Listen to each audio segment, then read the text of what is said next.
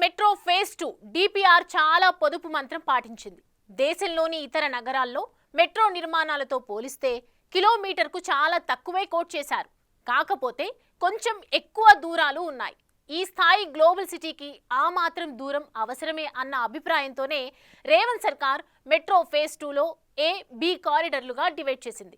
పైగా కొన్ని కారిడార్లను ఇప్పుడే నిర్మిస్తే ఆస్తుల సేకరణకు నిధుల భారం అంతగా లేదు. ఇదో ప్లస్ పాయింట్.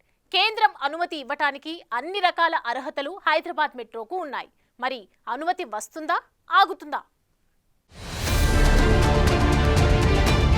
దేశంలోని అన్ని మెట్రోలకు వేగంగా అనుమతులు వస్తున్నాయి. నిర్మాణం పట్టాలెక్కుతుంది. హైదరాబాద్ విషయంలోని ఆలస్యం జరుగుతుంది. ఇది రాష్ట్ర ప్రభుత్వ వాదన. డిపిఆర్లిచ్చి చాలా కాలం కాలేదు. అయితే సిటీలో ఉన్న traffic conditions, output capacity, global out reach ను దృష్టిలో పెట్టుకుని వేగంగా గ్రీన్ సిగ్నల్ ఇవ్వాల్సి ఉంటుందన్నది తెలంగాణ ప్రభుత్వ వాదన. మెట్రో ఫేజ్ 2 చాలా పెద్దదని, బడ్జెట్ కూడా ఎక్కువే అన్నది కేంద్ర ప్రభుత్వ వర్గాల ఆలోచన. అయితే రేవంత్ సర్కార్ మరో లెక్క కూడా చెబుతోంది. పన్నుల వాటాలో తెలంగాణకు అంతంతే రిలీజ్ చేస్తున్నారని, తెలంగాణ రూపాయి కేంద్రానికి ఇస్తే తిరిగొస్తున్నది 42 పైసలే అన్న విషయాన్ని సీఎం రేవంత్ చాలా సార్లు చెప్పుకొచ్చారు. గతంలో 9 పేజీల లేఖ కూడా విడుదల చేశారు సీఎం. మంచి ఎకనామీ, అవుట్పుట్ ఇచ్చే రాష్ట్రానికి కొంత భారమైనా సరే మెట్రోకు గ్రీన్ సిగ్నల్ ఇస్తే తప్పేంటన్న వాదన వినిపిస్తున్నారు. పైగా కేంద్ర ప్రభుత్వానికి ఆర్థికంగా పెద్ద భారం కూడా కాదు ఈ ప్రాజెక్ట్. అయినా సరే ఆలస్యం ఎందుకన్నది మంత్రుల ప్రశ్న.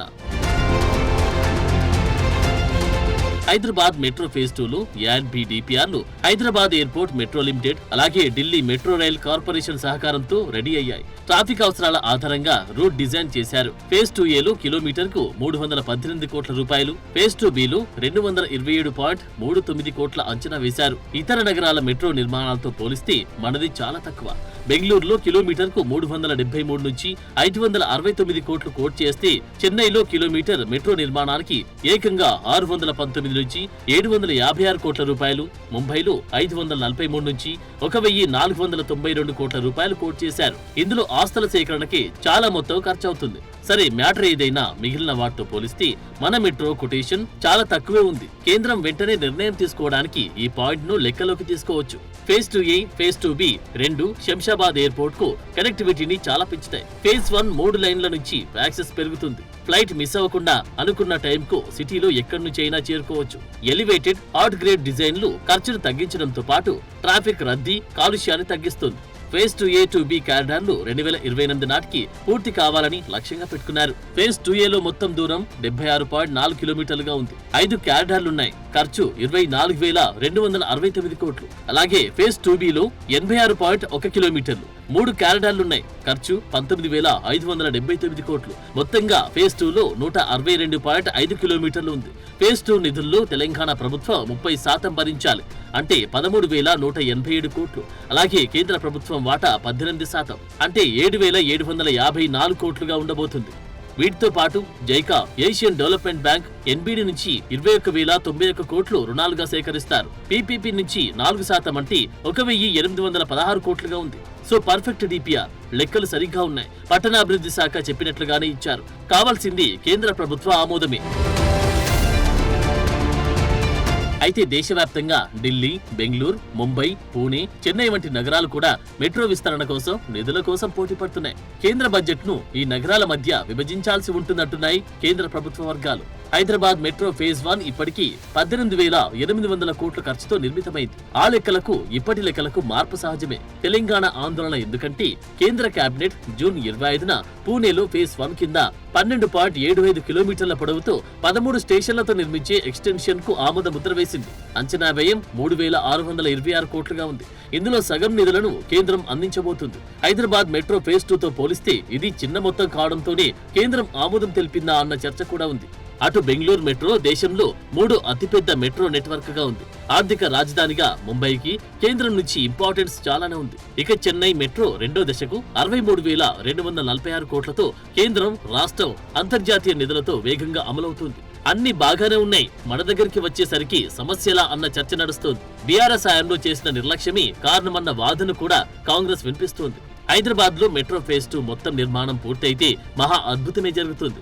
ప్రయాణాల్లో వేగం పెరుగుతుంది. సిటీలో జనాలు ఎక్కడైనా నివాసం ఉండొచ్చు, ఎక్కడికైనా తక్కువ ఖర్చుతో వెళ్లే వెసులుబాటు కలుగుతుంది. జనం జీవితాల్ని మార్చేసే ప్రాజెక్ట్ ఇది. అందుకే రాష్ట్ర ప్రభుత్వం చాలా పట్టుబట్టి డిపిఆర్ ఆమోదానికి ఒత్తిడి చేస్తోంది. ఫేజ్ 2Aలో ఇప్పటికే నిర్మితమైన మెట్రోకు మరింత కనెక్టివిటీ పెంచుతారు. అంటే నాగోల్ టు శంషాబాద్ మధ్య 36.8 కిలోమీటర్లు, 24 స్టేషన్లు వస్తాయి. రాయదుర్గం కోకాపేట్ నియోపోలిస్ లో 11.6 కిలోమీటర్లు, 8 స్టేషన్లు వస్తాయి. ఇది ఐటీ ఏరియాలో చాలా కీలకంగా మారే లైన్ ఇది. బ్లూ లైన్ ను రాయదుర్గం నుంచి కోకాపేట్ నియోపోలిస్ దాకా పెంచుతుంది.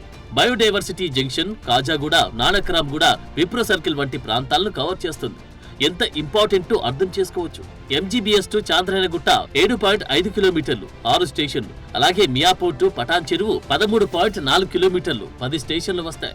రెడ్ లైన్ ను మియాపూర్ నుంచి పటాన్ చెరువు వరకు పొడిగిస్తారు. Allwyn X road, Madinaguda, Chandanagar, BHEL, ICRISAT వంటి ప్రాంతాలను కవర్ చేస్తుంది. అటు ఎల్బీనగర్ నుంచి హైత్ నగర్ మధ్య 7.1 కిలోమీటర్లు ఉంటుంది. సో మెట్రో ఫేజ్ 2Aలో మొత్తం 54 స్టేషన్లు ఉండబోతున్నాయి. 2028 నాటికి రోజుకు 7.96 లక్షల మంది ప్రయాణిస్తారని అంచనా ఉంది. ఫేజ్ 2B అనేది హైదరాబాద్ మెట్రో విస్తరణలో రెండో భాగం. ఇది సిటీ ఉత్తరం అలాగే ఫ్యూచర్ సిటీ ప్రాంతాలకు కనెక్టివిటీ పెంచుతుంది. 3 కారిడార్లు 86.1 కిలోమీటర్లతో ఉంటుంది. శంషాబాద్ ఎయిర్పోర్ట్ నుంచి ఫ్యూచర్ సిటీ 39.6 కిలోమీటర్లు, అలాగే జూబ్లీ బస్ స్టేషన్ నుంచి మేడ్చల్ రూట్ లో 24.5 కిలోమీటర్లు, 18 స్టేషన్లు వస్తాయి. పూర్తిగా ఎలివేటెడ్ ఇది. ఈ కారిడార్ లో తాడ్బండ్, బోయిన్పల్లి, సుచిత్ర సర్కిల్, కొంపల్లి, కండ్లకోయ వంటి ప్రాంతాలు కవర్ అవుతాయి. ట్రాఫిక్ తప్పుతుంది. సిటీలో తక్కువ సమయంలో ఎక్కడికైనా వెళ్లే వెసులుబాటు కలుగుతుంది. మరొకటి జేబీఎస్ నుంచి షామీర్పేట్ రోడ్ లో 22 కిలోమీటర్లు, 14 స్టేషన్లు వస్తాయి. ఓవరాల్ గా చూస్తే ఫేజ్ 2 మెట్రో పూర్తయితే హైదరాబాద్ మెట్రో నెట్వర్క్ 69 కిలోమీటర్ల నుంచి 239 కిలోమీటర్లకు పెరుగుతుంది. హైదరాబాద్ దశ మొత్తం తిరిగిపోతుంది. సిటీలో అన్ని ప్రాంతాలకు డిమాండ్ పెరుగుతుంది. రియల్ ఎస్టేట్ మరింతగా ఇంప్రూవ్ అవుతుంది. అందుకే తెలంగాణ ప్రభుత్వం ఈ ప్రాజెక్టుపై చాలా పట్టుదలగా ఉంది.